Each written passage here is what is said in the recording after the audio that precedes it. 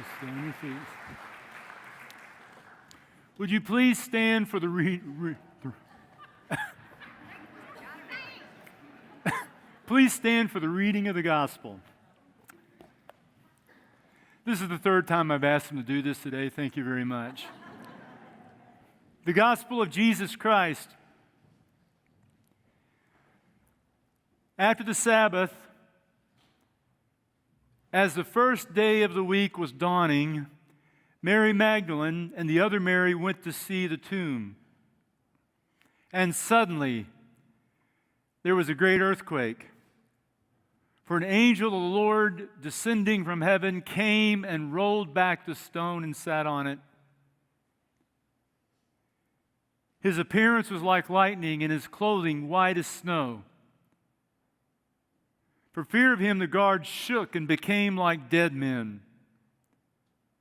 But the angel said to the women, "Do not be afraid, for I know that you are looking for Jesus who was crucified. He is not here, for he has been raised, as he said. Come see the place where he lay. Then go quickly and tell his disciples, he has been raised from the dead, and indeed he's going ahead of you to Galilee, and there you will see him. This is my message for you." So they left the tomb quickly with fear and great joy and ran to tell his disciples. Blessed be the God and Father of our Lord Jesus Christ. By his great mercy, he has given us a new birth into a living hope through the resurrection of Jesus Christ from the dead. The gospel of Jesus Christ for the people of God. You may be seated.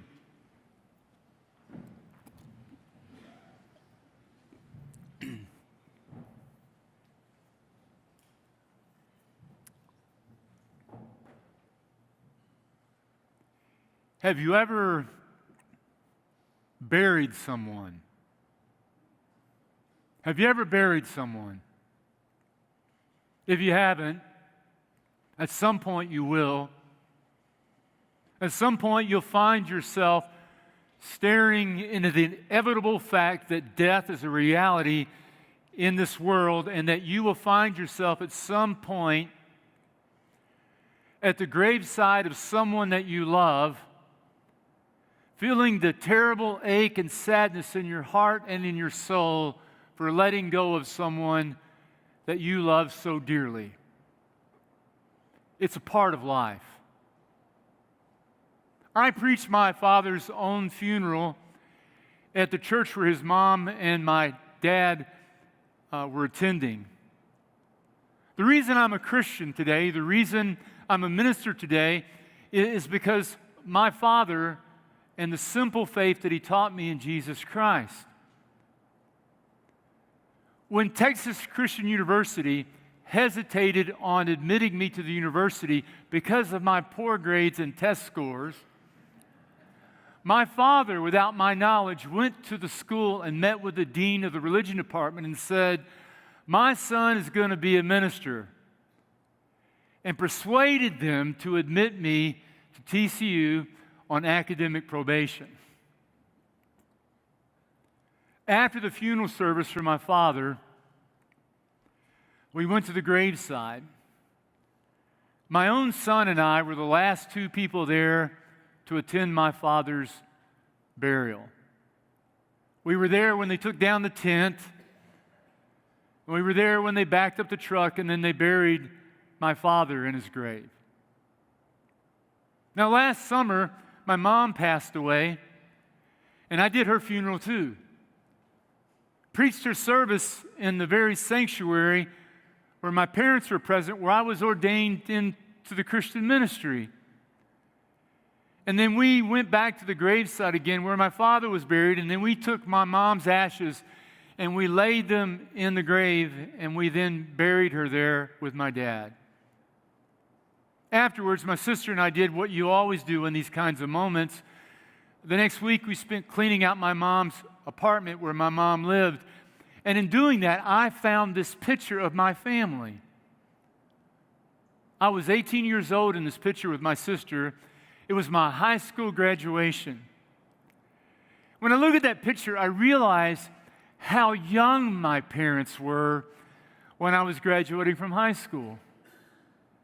This picture now sits on my desk in my home, in my study, my office.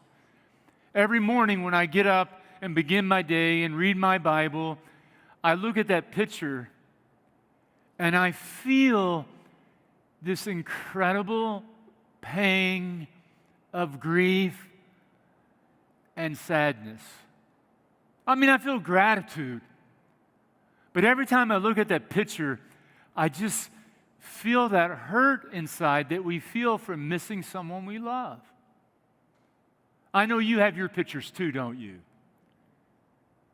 Who is in the photo that sits on your dresser? Who is in the photo that you carry in your purse? Who is in the photo that sits on your desk? That when you look at that person, you feel that grief in your heart.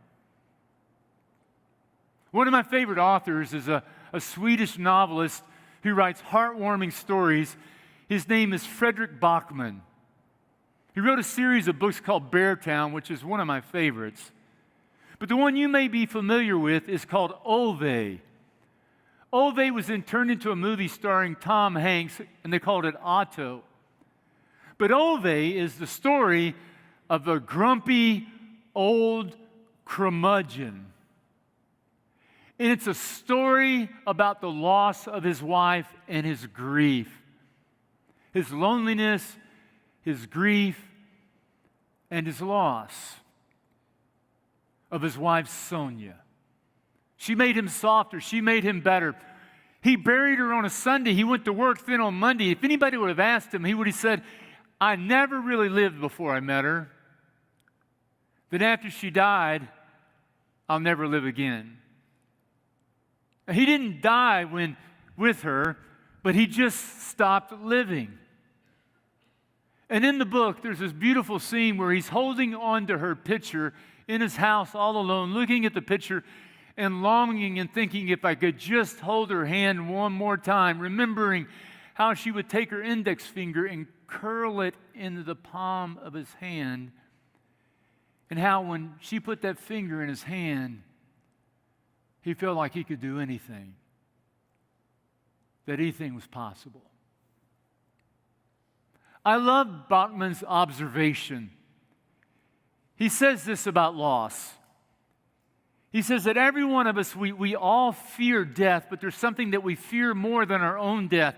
It's that death will pass us by and take someone that we love, and then we will be left here in this world without the one that we think we can't live without. Grief, loss, is a journey rooted in love. And we grieve loss because we live deeply and we love deeply. And we grieve because we cling to the memories that we hold dear. Now, no one felt this more deeply than Mary Magdalene. Mary Magdalene's life is a vivid image of deep love for someone. Mary Magdalene was from the town of Magdala, which was a little seaside village in the southern part of the Sea of Galilee. In Christian history and Christian art, she has been misrepresented as a prostitute, the woman who washed Jesus' feet with her hair. But it's an incorrect mischaracterization of her. It's not accurate. It's not biblical. There's no biblical record to prove it. Actually, she was tormented by a different set of problems. Mary Magdalene suffered with her mental well-being. The biblical record says that Mary Magdalene was possessed by a spirit of 7 demons that destroyed her mind, body, and her spirit. I've shared this sculpture with you before, But my favorite sculpture of Mary Magdalene is one by the 15th century artist and sculptor Donatello. Unlike most portrayals in Christian art where they portray her as a beautiful young woman, he paints her here in an accurate way, describing the impact of her mental torment on her body. Emaciated, gaunt, destroyed by the demons. I love this picture because it does show the true reality of our life struggles and what it does to us mentally and physically. But I love it too because it demonstrates the love of God for her in the person of Jesus, her deep gratitude, because he saw something in her that no one else could see. And the day that Jesus met her, he gave her new life. He drove out the demons, restored her sanity, brought her wholeness and peace.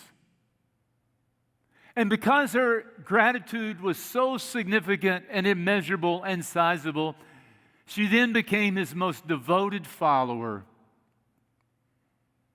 She followed Jesus from the beginning of his ministry all the way through the resurrection. It is believed that Mary Magdalene was also happened to be a wealthy woman, and that she and some of the other women surrounding the ministry of Jesus underwrote his ministry from her wealth and her finances. Knowing this, what you know about her now, can you see her in the snapshot? Can you see her in the picture that Matthew paints? Can you see her grief? Love flowed through Jesus. Compassion flowed through Jesus. And when he died, she died with him. Her hope left with him. You have to understand her hopelessness. That morning when she got up on that Easter morning, when she went to the grave, when she went to the darkness of the grave, she was asking the question, who will roll away the stone? And if she did not think that God could move the stone, she surely did not believe that God could wake the dead. She went to the grave with no expectation of a resurrection, because Jesus was dead. He wasn't pretending. He was dead.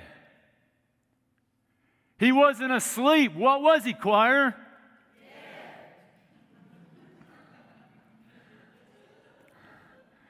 He was dead.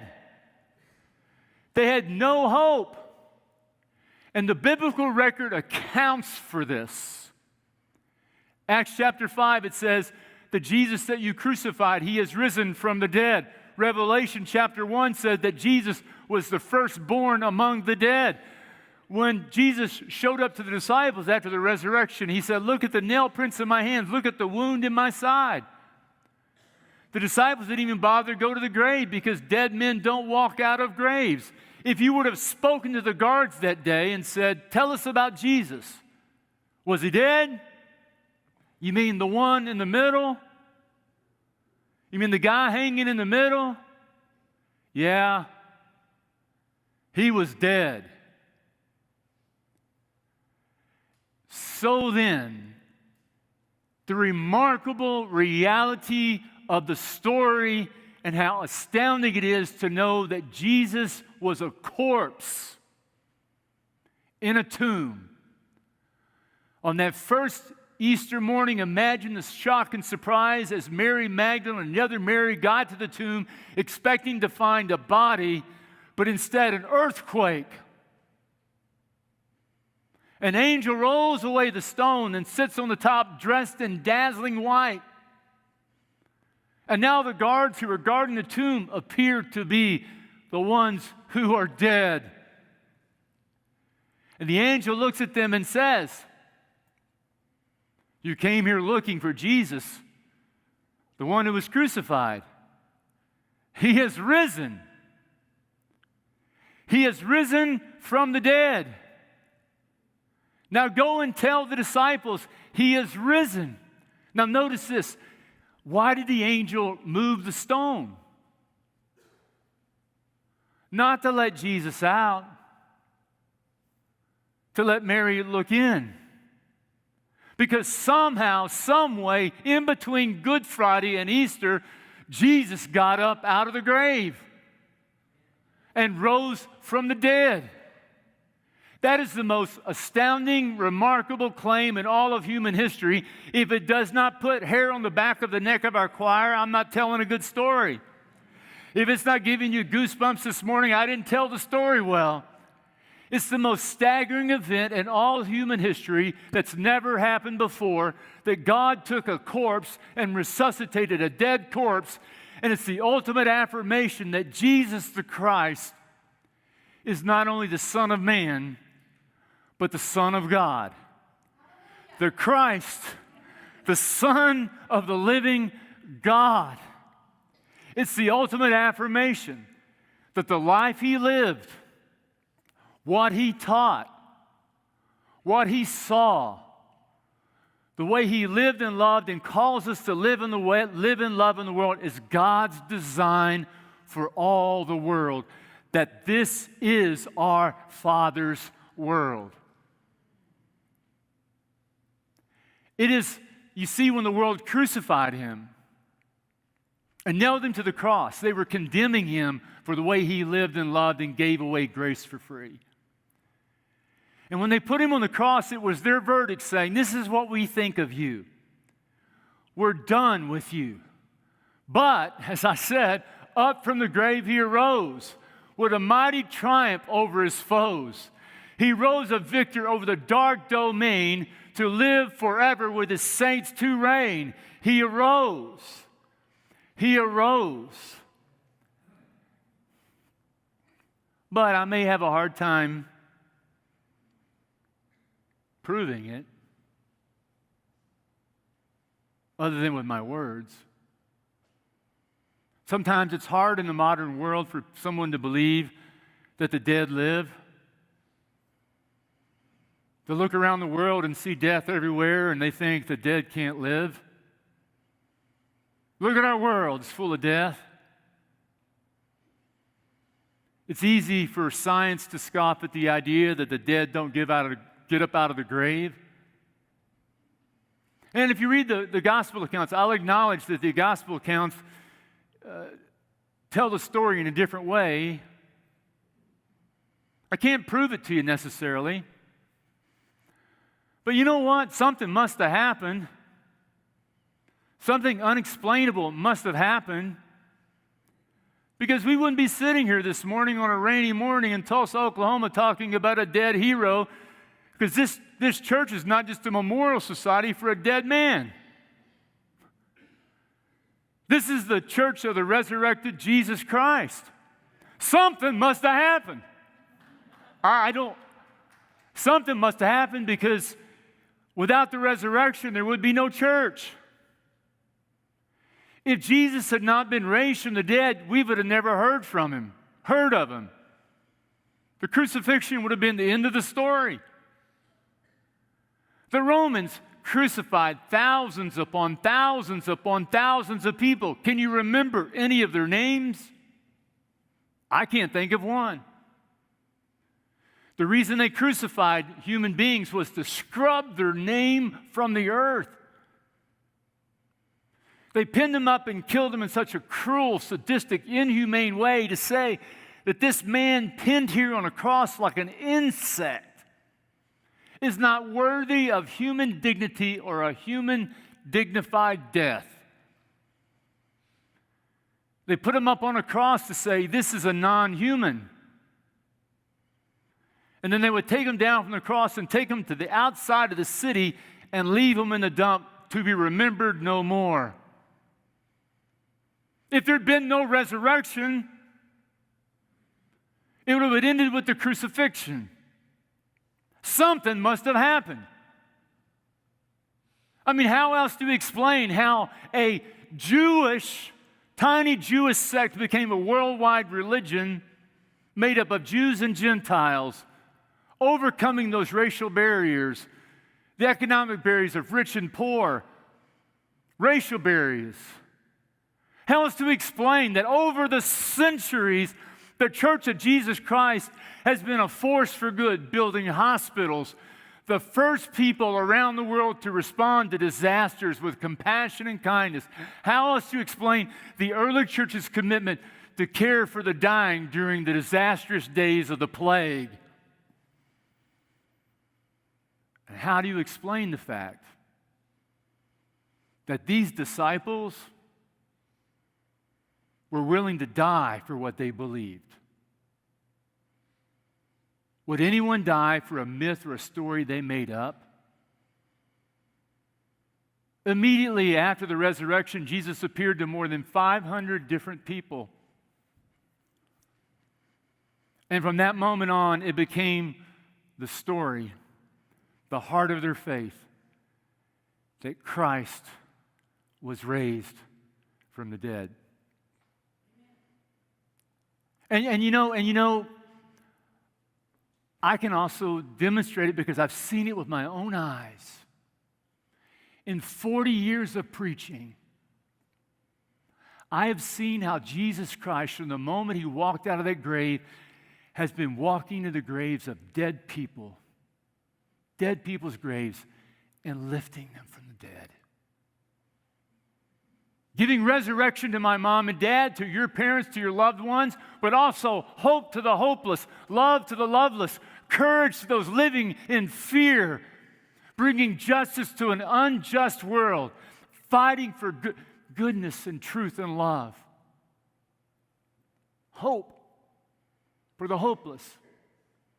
By the living mercy of our God, he's given us a new birth into a living hope through the resurrection of Jesus Christ from the dead. Scotty was 42 when he was given a terrible diagnosis. They told him it was terminal.